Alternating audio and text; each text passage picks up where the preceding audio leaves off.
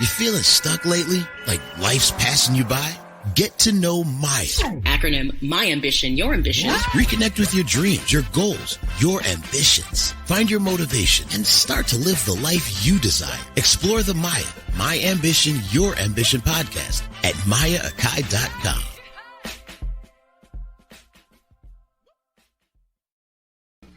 Happy hump day, everyone, meaning it's Wednesday.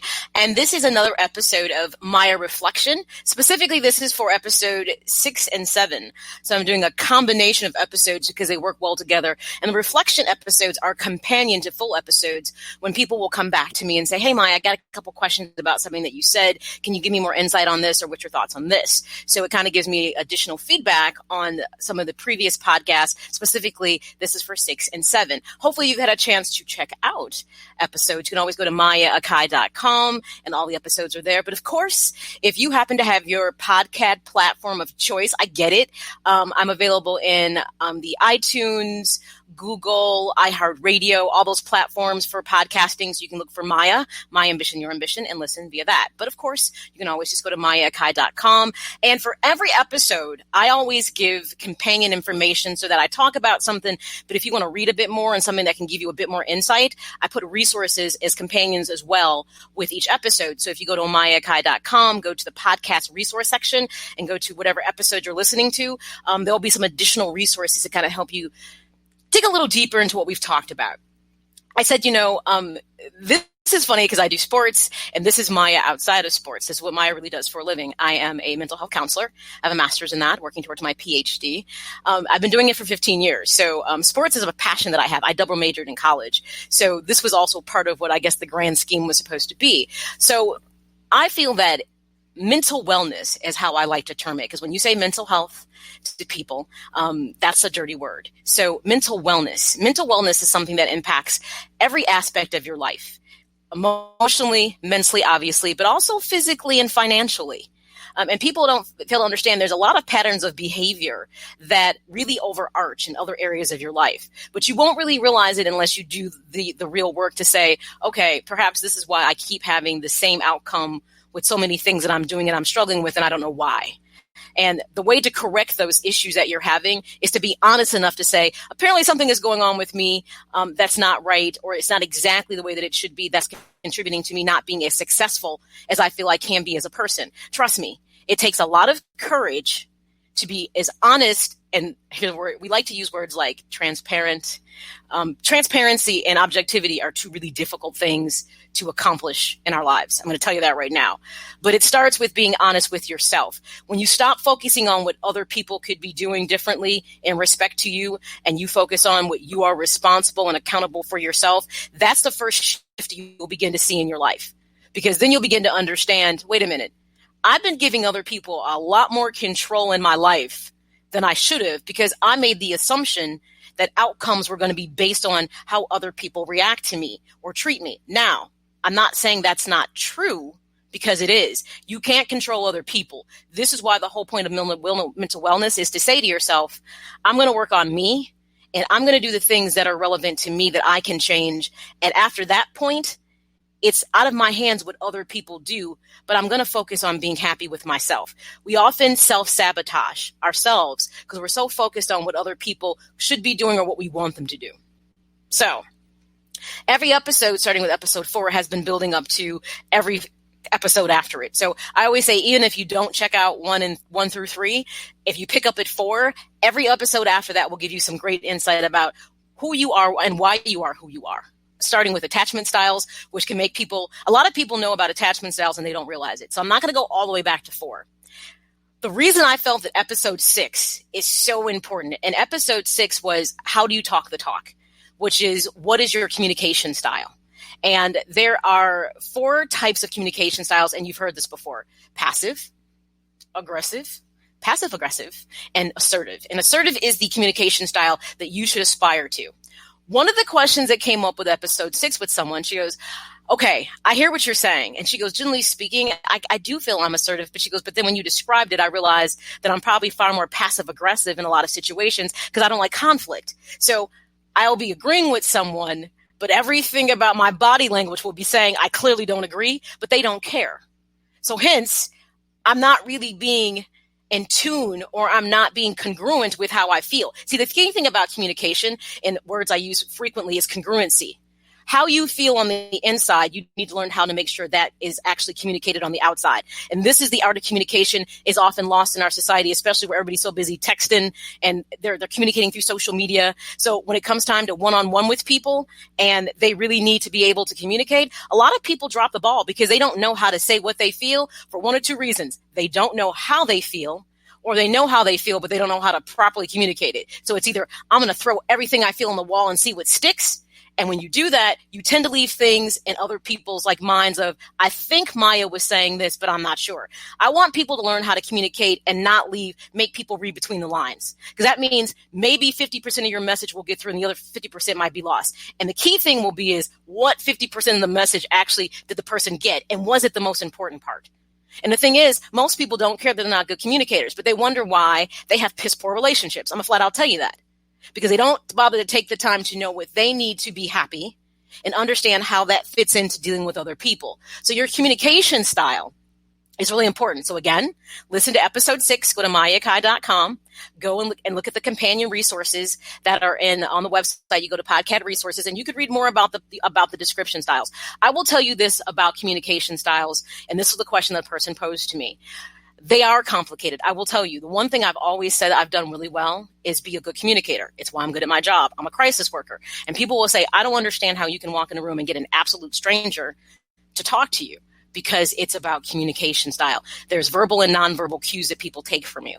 And based on who I'm dealing with, I take the time to get a feel for what that person is going through and what they need from me. And then I proceed to communicate accordingly.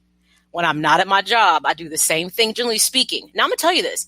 I can get out of sorts just like anybody else, because emotion, remember we talked about emotions in other episodes, our thoughts then thus beget our emotions, and our emotions take over. And depending on the relationship realm you're in, we're talking about that personal relationship realm you have with yourself. But when you get into that private realm of relationships with your children, significant other, family, those are often relationship realms that elicit a lot of emotion from us.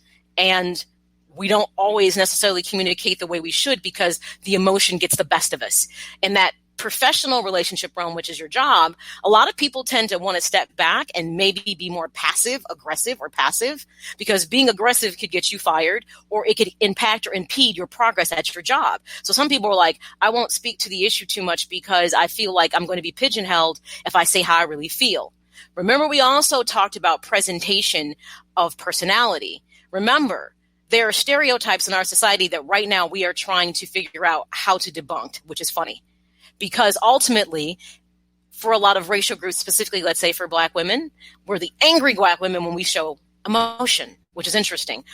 Black men are looked at being angry when they exhibit emotion, which is not fair. Because then you can shift to another side of the group, like Latinos, and it's passion and it's fiery. Passionate Latinos, not angry.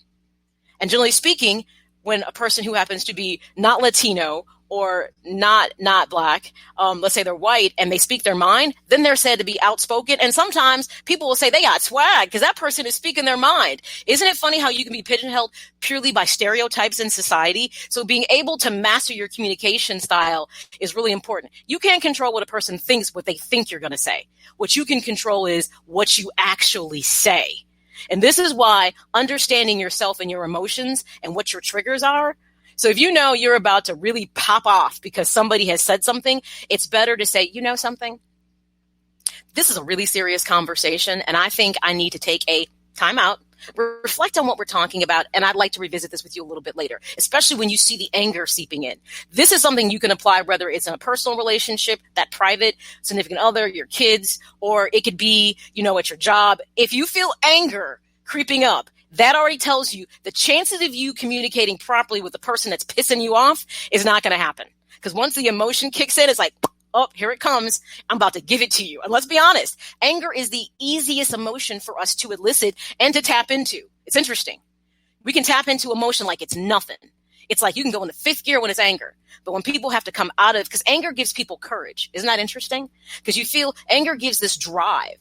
Whereas when you're not angry and you're a little bit clearer in your thinking, You're processing things. You may feel a bit more nervous or anxious. And when anxiety kicks in, chances of you being able to communicate properly is also lost.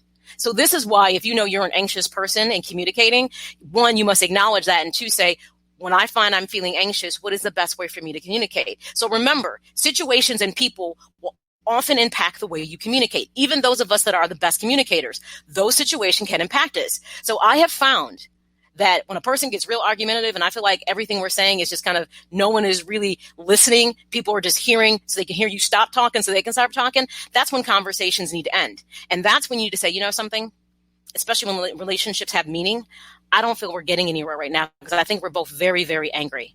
So opposed to us continuing to talk about this, let's revisit this at another time. And if they keep arguing with us, that's when you shut that down. Now, if you can walk out of a room, you say, I'm going to leave now because we're not getting anywhere. We're arguing and that's not solving anything. If you happen to be on a phone call and you say, you know something, I don't feel like we're getting anywhere. So I don't want to hang up on you. So I'm just going to sit here and not say anything. But it doesn't mean I'm just going to listen and I'm not going to respond back. So don't be angry. And most people will spout off and then say, well, but like, I just said to you that I wasn't going to say anything because I don't think we're really having a good, healthy conversation right now. Can we talk about this some other time? And if you really want to kind of throw a loophole at somebody, hi, Rhonda. Thank you for tuning in. If you really want to throw a curveball at somebody who's argumentative and they're talking to you and you're like, this is insane. If you flat out say, I'm going to exit this conversation because this means something to me. Our relationship means something to me. And opposed to me saying something to you that I'm going to have to retract later, I'm just going to walk away right now when I'm not so angry or feeling emotional. And I hope you don't take that personal because I value what we need to talk about. A lot of times when people hear things like you care and I'm open, it kind of makes them go, oh, okay. But remember, you can't control other people, but you also don't have to engage in negative conversation. And this is the other part about being a good communicator. It isn't just understanding what are your triggers that makes you move off your square or understanding your emotions and how you manifest those emotions in conversation, but how when other people don't respond to you the way you want, how do you respond back? See, that's the other way. Conversations are supposed to be two ways. So if it turns into a one-way street, it's already defective at that point because nobody is really listening. They're just hearing. So also, as you're learning how to express yourself in a proper, healthy way, the other thing I want you to know is how do you respond to other people when they don't respond back to you the way that you want to? This is all part of the art of communication that people don't get. Now, mind you, I would say it comes with age. And I would also tell you if you have children, it'd be something great to start working with them when they're young so that they can begin to understand. Because the LOLs and the whatever thing else they're putting in text is abbreviating how we should properly be communicating. And when people get face-to-face, and face-to-face communication is being lost with every generation. It's being replaced with more social media and less face-to-face time. And what I find is most people, when you're asked to express themselves, they don't know what to say. They don't know how to properly express themselves because technology has dumbed them down to a bit. I'm just being honest. So hopefully we have not fallen victim to being dumbed down by technology, but because at one point we had to learn how to communicate. And sometimes it's lost on us, especially in key relationships. So understanding how you respond to people when you are communicating with them, if they get angry, what do you do? And here's one better. Start seeing the triggers. If you see a person acting passive aggressive, so they're going, okay, Maya, sure. Yeah. Maya. Everything in that body language is telling you, I'm agreeing with you, but I'm really not agreeing with you. And that's when you can be the better communicator and you say, I have this feeling that you're not agreeing with what I'm saying. And the whole point of this conversation is not to walk away and me feeling like I got my point across and didn't hear what you have to say. So because I feel like you're not agreeing with me, can you tell me what a part of what I'm saying you don't agree with? I want to make sure I understand. And I want to make sure you understand me. They may not be a good communicator, but they'll say, They may take the invitation and they may not. And if they don't take it, that's your cue of this is a person who's just not going to maybe get this. So should I be the person that has to be the bigger person and step back and say, okay, well, we talked about it. I don't know that we accomplished anything about it, but we started the conversation. Maybe we'll revisit this later when cooler heads prevail because it does mean something to me. You walk away. That's more of those private relationships. And mind you, within private relationships, how you might communicate with your kids because you're the adult. You may feel like I'm the authority figure here. I can say this, do this, be this. So you may be very direct. And I'm not saying that's wrong. And if you're old school like me, that kind of is how we were raised. But understand times have changed, and kids don't respond well to that very directive style unless you've been that way their entire life. But they also sometimes tend to tune you out. Like, my mom is just crazy. I don't have kids, but I hear them say it all the time. My mom is just angry. My dad is just angry. My dad gives me anxiety because he's threatening to do this and that, and he's not even listening to what I'm saying. There's the cue. I feel like you're not listening to what I'm saying. How many times do we have teens say, I feel like you just don't understand me? And when you hear that, your response would be, you're probably right. I don't, because I was 15, 16, 17, like a long time ago, and it was a different world. Tell me what I don't understand about you so we can figure out how to communicate better. Tell me what you think I'm missing. I want us to clear this void between us. So tell me what you think I don't understand. And then I'll tell you, you're probably right. Or no, I don't agree with that because here's what I was thinking. See, it's opening up the doors of communication. The same thing applies to your significant others. Don't assume somebody knows what you think or feel. Tell them what you think or feel. Prefacing and setting the table for good conversation, regardless to what the relationship is always important. Don't be too assumptive. You can always say, I need to have a conversation with you. And this could be the same conversation that you have with a boss. I don't know how you're going to respond to what I have to say, but this is what I feel like is going on. This is how I feel. Now, does it mean that you may see things the same way? Probably not. But I won't know unless I talk to you about you and ask you, because this is the vibe I keep getting. Boom. So now you set the table to say, it's not that I feel I'm right, but this is how I feel about what is happening. What's your perception on this? And then it becomes a non-confrontational type of conversation. And then you can proceed on with that. A lot of people don't know setting the table for a good conversation and making, just like you set the table for a good meal. It's no different with conversation. Set up the conversation. Prepare the person that I might have to say something that you won't agree with. And I'm okay with that, because the reason I'm engaging this conversation is because I want better understanding, because I feel we're being lost in translation someplace. It's okay. Set the table for conversation. So it's no different with your boss. If something is going on at your job and you feel like, you're getting more frustrated because you're not expressing yourself, ask your boss, can I have time to talk to you about something? And they may probably say, sure. It's their job to say yes. You know that, right? Make sure you go in with clear thoughts. I always tell people, if you feel like you struggle to express your ideas, especially in really important and key conversations, write down notes for yourself. There's no shame in that, to make sure that you hit all your key talking points. You might be like, so there's a couple things I'd like to talk to you about. Don't mind my piece of paper. I wanted to make sure I didn't miss anything, because I've really given this a lot of thought, and this conversation is very important to me. You're already letting them know you're there for a very serious and important conversation, and then proceed to talk about it. Be prepared for responses in different ways. Usually, if you have a very straight to it boss, they may say, I'm sorry you feel that way, but that's not what's going on. Here's the situation. Or they may be in a situation where they can't fully disclose to you what is going on. Let's be honest. Business is like that. You flip that conversation with significant others, and they may say the same thing, like, I don't know where you got that from. So even if it's a conversation with your children, with your significant other, friends, don't be afraid to write down your thoughts if you're a person that when you start talking, you feel like things get all mixed up and your wires get crossed. Because being a good communicator is learning how to separate out your wires and getting your message through. Not assuming someone understood you, but you should always close really important conversations. And that's what assertive people do. Speakers are like this. So let me recap what we're talking about, everybody. There's a key thing I want you to walk away with. Here's the takeaway from this conversation. That's how you talk to large groups of people. Because you want to make sure that they get the takeaway of what you're talking about. So why don't we not use those same kind of communication styles with smaller conversations? I don't be that energetic unless that's really you. But you can be like, so we just talked about a lot of stuff. Here's what's important that I make sure you understand from me. A, B, and C. I don't expect you necessarily to have a response. Maybe you need to think about what I just said. But if you don't have a feedback, I'm okay. We can revisit this because this is an important conversation. You leave the door open. That's what good communicators do. So how do you talk the talk? Learn your communication styles, and then realize that you are directly impacted by how other people perceive what you're saying and how they respond. And you shouldn't feed off of that response from them, because then that may take you off your square. So know your communication style. Are you passive? Are you aggressive? Are you passive aggressive? Or are you assertive? Or sometimes you can be a little both. You may have more than one communication style based on situation and who you're interacting with, but you tend to be dominant. I tend to be, generally speaking, assertive. But if you piss me off, I'm sure I can revert to being aggressive.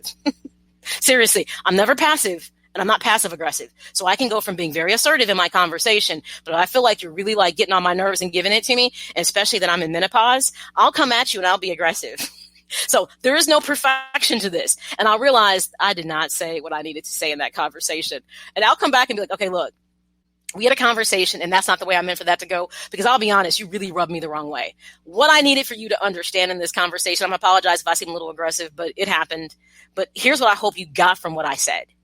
And then I go from there. So I'll take the ownership of, I might have been a little aggressive to you, which might have shut you down for me. But you rubbed me the wrong way when you said this, and I should have known better. But I was having a moment. I got in my feelings. I'm going to own it. I got in my feelings. And we're human. So it's okay to get in your feelings. But can you own it? And that's where objectivity comes in. So let's go ahead and jump into talking about episode 7, which is, it took everything that we talked about from episode 4 through episode 6. So your attachment styles, your language of love, using outside feedback to learn how to be objective in episode 5. And then episode 6, how to talk the talk, understanding your communication styles.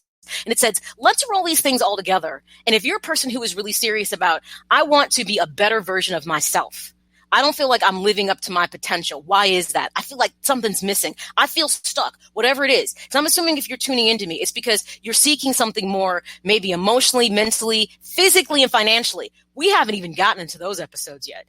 Wait till we have talk about, believe it or not, your communication style often laterals over to how you are in your life with your health and how you are with your finances, believe it or not. Passive, aggressive, assertive. Those styles actually flow through other parts of your life, just to let you know. But that's what we're going to expand on when we get down to episode 9, is when we step out of our personal relationship realm, which is that relationship you have with yourself. So episode 7, Me, Myself, and I, as it was titled, which equals you, really talks about how do we take all the things that I've shared with you and make it value so you can work towards being the best version of yourself. In episode 7, I said the takeaways that I really wanted you to get is there's 3 things that I want to become your goal as you work through this process with me, as I work through the process with myself. And what that turns into, I want you to focus on great, not good. I want you to understand that how to harnessing our objectivity is going to be one of your greatest tools you'll ever have in your personal toolbox. And then lastly, being willing to forfeit comfort, control, and convenience when it's a thing that becomes a stumbling block in your process of getting to the better version of yourself. So all that said was, and someone's like, okay, well, Maya, great. I said, good is the enemy of great. And that was said during a presentation at my job. We had a moment of silence. And there was a pastor who said that. I'm like, I will steal somebody's, if you say something and it resonates with me, I said, he's right. Good is the enemy of great, because good is about comfort and convenience and control. And good is widely accepted in our society. So if you're doing good, you're not often going to push yourself. You're going to stay right where you are. But if you get comfortable with good, you may be missing out the things that can make you great, that those financial goals that you have, that health goal you have. So you have to be willing to say, am I too comfortable in my life? And is this why things have gotten mundane, or the other big M word? Is this why I feel like things are so mediocre to me right now? Because you're settling for good because you're not struggling. And sometimes if the struggle isn't real, people don't tend to push themselves harder. And that's when they often get stuck in their lives. So just know, when you're working towards that better version of yourself, it's stepping out of the comfort zone of good and saying, I'm forging forward to great. And that might be a rocky road, but I know what's on the other side of that. It's the happiness and it's that completeness that I seek that I feel like is missing. Being able to harness objectivity is the thing that will allow you to say, she's crazy. No, she's right though. I've gotten so comfortable in my life. And you know what? It is kind of boring. And I do kind of feel stuck. And I do kind of feel like, what is going on? Is this it? Is this all there is? Because I'm comfortable. And comfortable, you get too comfortable, that can turn into being lazy, people. I'm just being honest. And then you end up self-sacrificing the things that you could be having to be a better version of yourself and to be happy in all your relationships. Because when you become complacent in your personal relationship realm, that relationship with yourself, guess what? That complacency, another C word, I love alliteration. So I'm going to throw complacency in my C's, is that you often become complacent probably in your parenting and your relationships with your significant other and your friendships, because you're just going through the motions. And when you're just going through the motions, life doesn't seem to be all that interesting. And a lot of people feel like something's missing. So just know that complacency and mediocrity, everyone doesn't get a trophy in life. Everyone's not going to be a winner. I'm sorry. And if you're in my age group, you know exactly what I mean when I say that's the case. So with that being said, objectivity allows you to step outside your comfort zone and to say, what have I done really that's been all that awesome? I do that to myself all the time. And then I have great moments of disappointment. I'll be like, oh, really? That's all I've done? I kind of thought at this age, at the very ripe and old age of 48, I kind of thought I might be in a different place. Why did I think I'd be there? What did I think I'd be doing different? And I get real objective and I start saying, well, I know why a couple things went wrong. A, B, C, D, E. The list is usually not that long. But I step back and look at myself outside of myself, almost like having an out-of-body experience to say, when I look at my life in its totality, if I'm not fulfilled, I'm not happy. And I'm happy most of the time. There are just times where I'll be like, I could be doing better than this. This is not the only thing I can do. I start questioning things, like, why is that the case? And I start saying, well, you know why? Because let's be honest, I mismanaged money when I did this. I wasted money when I did that. When I was in that relationship and I spent time, energy, and effort on this, when I knew it wasn't right, okay, that was a setback for me. I started really being objective. And I stopped a long time ago. The accountability is another big thing you have to step into. And I started saying, you know, something, I have to be accountable for my actions and the decisions that I make. It doesn't matter how other people respond or what they do or don't do. It's, have I done within the full capacity of my being the things that are right for me that may not work for everybody else? It doesn't mean I'm being fully selfish, but understanding how to be selfless and selfish is another thing you have to learn to master. And that's a whole nother podcast. So I have learned to be objective, to say, when I get my feelings, okay, now I got to step out my feelings and try to see it from the other person's perspective. That's the whole part about empathy. Being able to say, okay, I get why you might have got a little peeved off with me based on something I said or something that I did. Got to own it. And when you own it, can you go back and correct it? It doesn't mean a person may be forgiving, but at least you owned it and said, hey, I owe you an apology. I don't expect you to accept it or be okay with it, but I was out of line when I did this because I felt this way about something and it wasn't fair, because when I think about what you said, that made sense and I could see perhaps why we ended up where we did. Sometimes you'd be surprised how people can respect when you come back and apologize because you offended them in some way, even if you felt offended. If you can see the error in your ways, taking ownership is a big part of personal growth. So that's the objectivity piece. Sometimes you'll step off your square and you can master it depending on the situation and the person. And other times you may take 3 steps back before you take 5 steps forward, truth be told, with objectivity. Because emotion, again, learning how to control your emotion and harness that piece is a thing that's important. So know your triggers. Again, when you feel anger creeping up, say, oh, I'm getting a little hot. This means this person's getting the best of me. Or the situation is really pissing me off. It's really pissing me off. And I'll tell you, I'm getting that old age, you pissing me off thing. Because sometimes my fuse can be real short with people. I'd be like, did you? No. And then I'm like, hey, M.A.Y.A, take a step back. And every now and then, I'll be honest, I just let the Kraken out. I do. And I hate to say this. When I let the Kraken out, you know anything about Clash of the Titans, release the Kraken. I hate to say this. Sometimes when I let the Kraken out, it really feels good. Part of trying to always be responsible and accountable is sometimes it gets the best of you and it can be a little overwhelming. Seriously. And every now and then you ever notice, and Zach, you're right, it is. Ownership, accountability and ownership is a huge part of maturity. But I have to admit that when I do let the Kraken out, it really feels good. Which means either there was too much emotion tied to that situation that should have never, and that's why I started to learn. Deal with things up front and don't let things fester and grow, because the outcome on the end of things you've allowed to fester and grow is always far worse than if you would have addressed it in the beginning. People always think, I'll keep putting it on the back burner, and what you don't understand is that pot is boiling. And when it blows, it's often worse than before you let it get hot. Just address it and say, I'm going to say this, it's probably not right. You're not going to like it, but I feel like if I don't address this now, this is going to go south. Because you've done this to me about 3 times now, and now 3 is the first time, shame on you. The second time, shame on me. The third time is shame on us both, and this needs to be fixed. See, when you let things fester because you're afraid to confront them, because people don't like confrontation, things tend to get out of hand. So just know that learning to be objective and seeing other people's perspective can help you to find balance and understand what your role was in something as well. And the last thing is about comfort, control, and convenience. Be prepared to forfeit it. Being comfortable often means you can sacrifice the things that mean a lot to you in your life because you don't want to step outside your comfort zone and work a little harder for something. Convenience. When things are easy and simple, we tend to prefer them over hard work. But as my grandma would say, nothing ever easy was worth anything. So sometimes you have to work a little harder, and it's going to be inconvenient, but at the end, what you're going to achieve is there. And, and control. Sometimes you have to be willing to give up a little bit of your control, honestly, to be able to achieve the thing you want. One of the primary reasons a lot of people are truly struggling with COVID-19, what's happening is the 3 C's. Life got real uncomfortable, life got real inconvenient, and they had no control. And they got deep in their feelings about it, opposed to saying, okay, realistically, this is a situation I flat out cannot control. It's going to be inconvenient, and it's hella uncomfortable. Real talk. So being that this is something that I honestly cannot fully navigate, how can I make adjustments with my life to make this work for me? Believe it or not, there are some people who have thrived during this pandemic because of the way they approached the situation. They didn't let it be the thing that took them off their square. That's strength.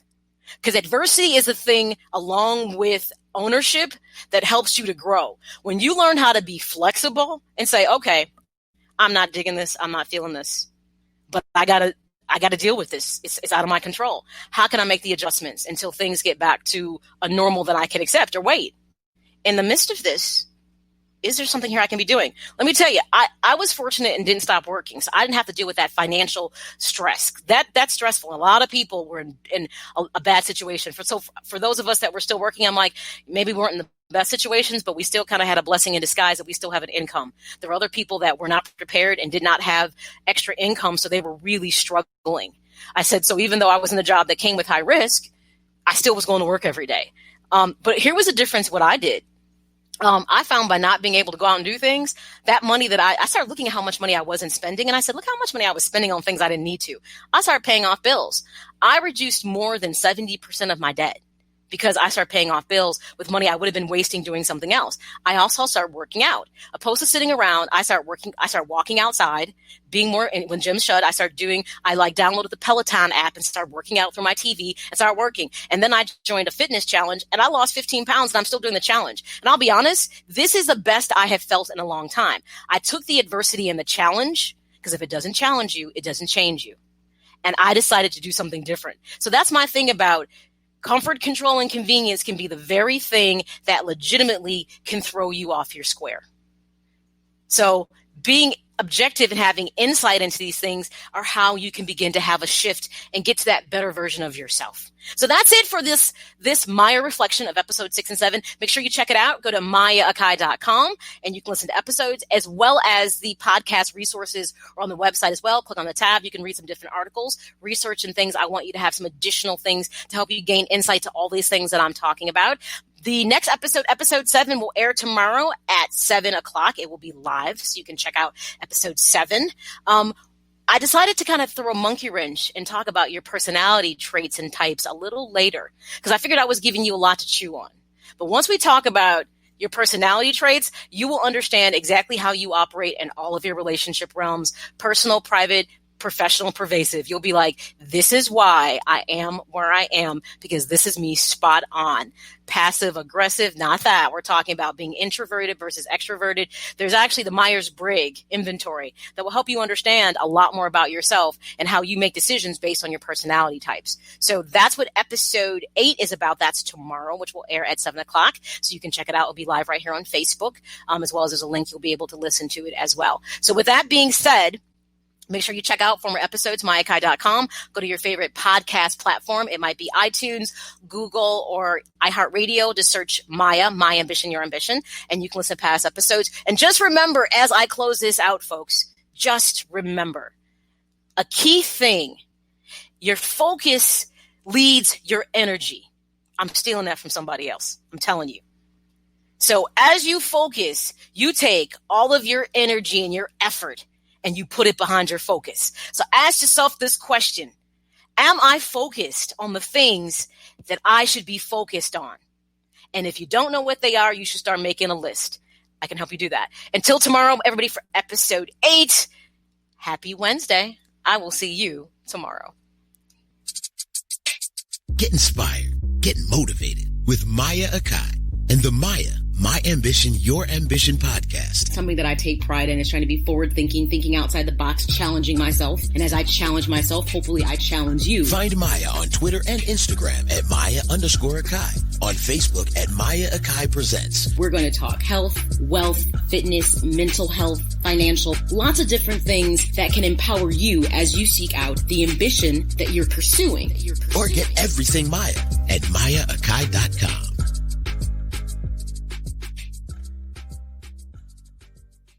You feeling stuck lately? Like life's passing you by? Get to